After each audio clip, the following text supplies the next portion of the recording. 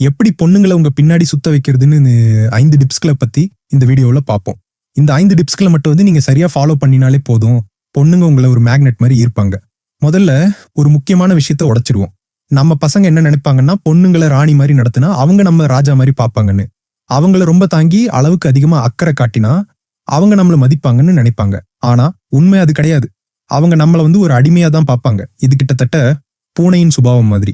நீங்க எவ்வளவுதான் பாசம் காட்டி உணவு போட்டாலும் அது உங்களோட அவ்வளவா ஒட்டாது.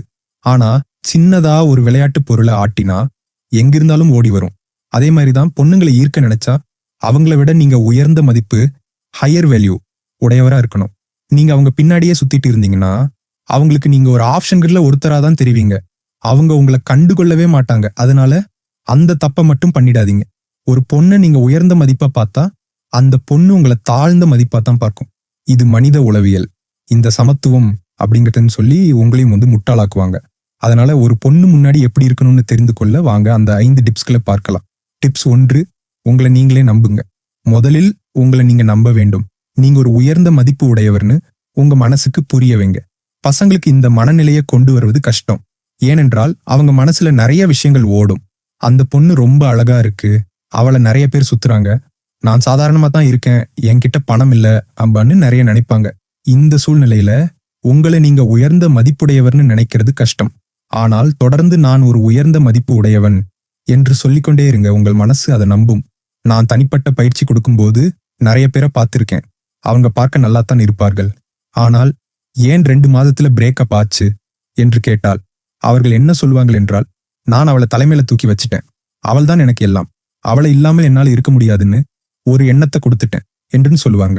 ஒரு விஷயத்தை மட்டும் புரிஞ்சுக்கோங்க, அந்த பொண்ணுக்கு இவன் இல்லாமல் என்னால் இருக்கவே முடியாது என்ற எண்ணம் வந்துவிட்டா உங்கள் மதிப்பு அவங்க கிட்ட குறைய ஆரம்பிக்கும். அதனால எப்பவுமே சமமான ஆர்வத்துடன் இருங்க. சந்திரமுகி படம் பார்த்திருப்பீங்க. அதுல ரஜினி ஜோதிகா விட்டு சொல்வாரு, நீ சந்திரமுகியென நினைத்துக் கொண்டால் சந்திரமுகியாகவே மாறிடுவாய் என்று. அதே மாதிரி நீங்களும் உங்களை ஒரு உயர்ந்த மதிப்பு உடையவர் என நினைத்துக் கொள்ளுங்கள். அப்படி நீங்க நினைத்துக்கொண்டே இருக்கும்போது அதற்கான செயல்களை கொஞ்சம் கொஞ்சமாக செய்ய ஆரம்பிப்பீர்கள். ஒரு காலத்திற்கு பிறகு தானாகவே மாறிவிடுவீர்கள். அதனால் முதலில் நீங்கள் ஒரு உயர்ந்த மதிப்பு உடையவர் என்பதை நம்புங்கள். டிப்ஸ் 2, அங்கீகாரத்திற்காக நடிக்காதீங்க. பொண்ணுங்க உங்களை மதிப்பதற்காக நீங்க நடிக்கிறத நிறுத்துங்க. ஒரு பெண்ணை சந்திக்கவோ டேட் போகவோ நீங்க ட்ரெஸ் பண்றதுல இருந்து அவங்க என்ன நினைப்பாங்க, அவங்கள எப்படி ஈர்க்கிறது, இதை பண்ணா பிடிக்கும், இதை பேசினா பிடிக்கும் அப்படின்னு நிறைய விஷயங்களை சிக்கலாக்கிடுவாங்க. அவங்க கிட்ட போய் உங்களை நிரூபிக்க முயற்சி பண்ணுவாங்க. இப்படி பேசினா அந்த பொண்ணு மயங்கும் நினைச்சு ரொம்ப கவனமாக ஒவ்வொரு விஷயத்தையும் செய்வாங்க. அப்படி அவர்களின் அங்கீகாரத்திற்காக நீங்கள் நடந்து கொள்வதை நிறுத்துங்க.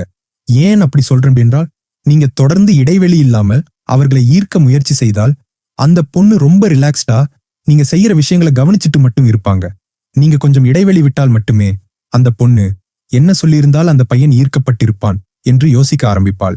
அதனால் இடைவெளி இல்லாமல் அவர்களின் அங்கீகாரத்திற்காக நீங்கள் நிறைய விஷயங்களை செய்யாதீர்கள். இன்னொரு பொதுவான விஷயம், சொல்லாதே காட்டிக்கொடு, டோன்ட் டெல் ஜஸ்ட் ஷோ என்பது. நான் ஒரு பயணி, நான் நிறைய இடங்களுக்கு போனேன் என்று வார்த்தைகளால் மட்டும் சொல்லி அவர்களின் அங்கீகாரத்திற்காக நடிக்காதீங்க. அதை அவர்களுக்கு தெரியப்படுத்துங்க. அவங்க கூட ஒரு ட்ரிப் போகும்போது நீங்கள் எப்படி ஒரு தலைவராக நடந்து கொள்கிறீர்கள், எவ்வளவு பெரிய தலைவர் என்று தெரிந்துவிடும். உங்கள் சாதனைகளை நான் ஒரு பெரிய என்று வாயால் சொல்வதை விட உங்கள் செயல்கள் மூலம் காட்டுங்க. அதனால் முடிந்த அளவுக்கு அவர்களின் வெளி அங்கீகாரத்திற்காக தொடர்ந்து போராடாமல் அவர்களை உங்களுக்காக முயற்சி செய்ய வைங்க. டிப்ஸ் 3, நீங்க தான் முடிவெடுப்பவர். பொண்ணுங்க தான் பசங்களை தேர்ந்தெடுப்பார்கள் என்று பசங்க நினைத்துக் கொண்டிருக்கிறார்கள். அதுக்காக அந்த பொண்ணை ஈர்ப்பதற்காக ஒவ்வொரு விஷயத்தையும் பார்த்து பார்த்து செய்வாங்க. அப்படி நீங்க இருக்கக்கூடாது. நீங்கள் தான் அந்த பொண்ணு நமக்கு சரியானவளா என்று தேர்ந்தெடுக்க வேண்டும். அந்த பொண்ணு அழகா இருக்கா, கியூட்டா இருக்கா, சரி ஓகே, ஆனால் அதையும் தாண்டி உங்களுக்கு அந்த பொண்ணு ஓகேவா இருக்கணும். சில குறிப்பிட்ட பண்புகள் இருக்கிறதான்னு பார்த்து அந்த பொண்ணை நீங்க தேர்ந்தெடுக்கும் ஒரு அதிகாரத்திற்கு வாங்க. இது ரொம்ப எளிது.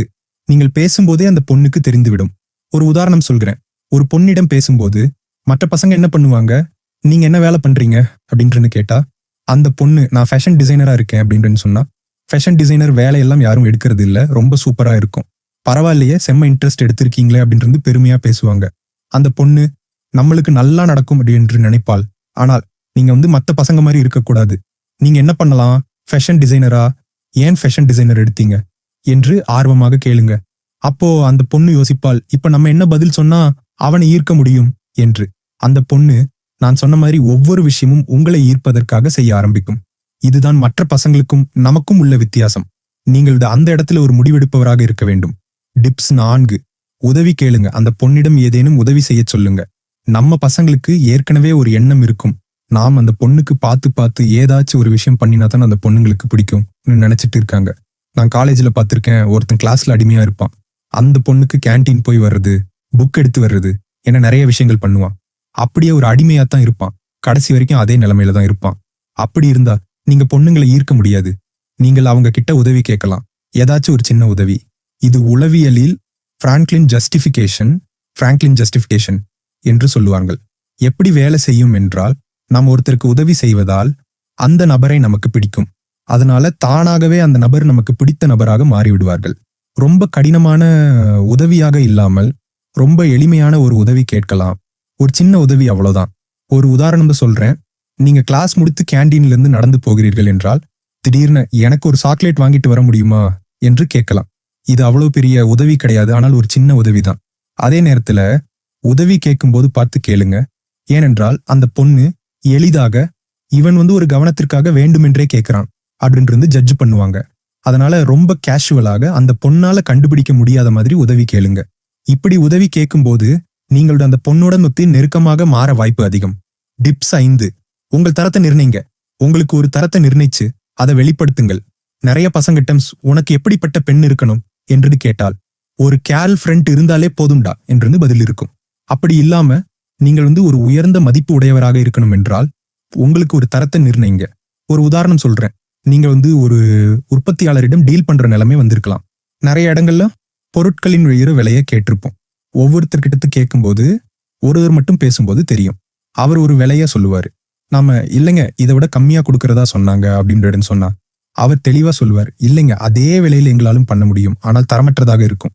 அவர்கள் கொடுப்பது அந்த தரம் தான் இருக்கும். இதுக்கு கீழே விலை பண்ணினால் எங்க பொருளோட தரம் குறைந்துவிடும். எங்க பெயர் கெட்டு போவதை நாங்கள் விரும்பவில்லை. எங்க விலை இதுதான், முடிஞ்சா பண்ணுங்க, இல்லைன்னா பண்ணாதீங்க என்று வெளிப்படையாகவே சொல்வார்கள்.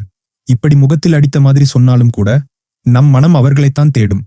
ஏனென்றால் அவர்கள் வெளிப்படையாகவே தங்கள் தரத்தை சொல்லிவிட்டார்கள், இதுக்கு கீழே பண்ண மாட்டோம் என்று.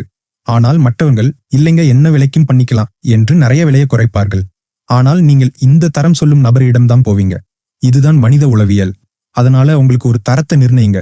எனக்கு இந்த மாதிரி தான் குவாலிட்டி இருக்கணும் ஒரு பொண்ணு என்று சொல்லிட்டு ரொம்ப அடக்கமா என்னை பார்த்து கொள்ளணும், எனக்கு ஊக்கம் அளிக்கிற மாதிரி என்று உங்களுக்கு ஏற்ற குணங்கள் அந்த பெண்ணிடம் இருக்க வேண்டும் என்று வெளிப்படுத்துங்கள்.